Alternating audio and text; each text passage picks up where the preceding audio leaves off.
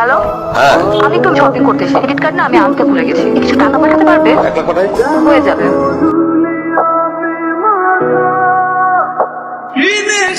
আমি জাস্ট পাগল just friend পাও না হয়। আমার খুব ভালো বন্ধু। তো আজকে থেকে আমিও ভালো বন্ধু।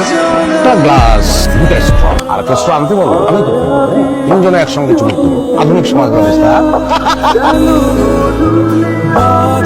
আমার পিছনে স্পাই লাগিয়েছো তুমি এত অবশ্যই আমি নিয়ে তাহলে যাবো না, কারণ আমার বউ না চাইলে আমি বুঝে যাই যে তার অলঙ্কার লাগবে, তার দরাই, তার আলাদা একটা গাড়ি লাগবে, মালয়েশিয়া নিয়ে যেতে হবে। কিন্তু আমি বুঝতে পারি না যে তার একটা বয়ফ্রেন্ড লাগবে যার সঙ্গে সে লীলা খেলা করবে।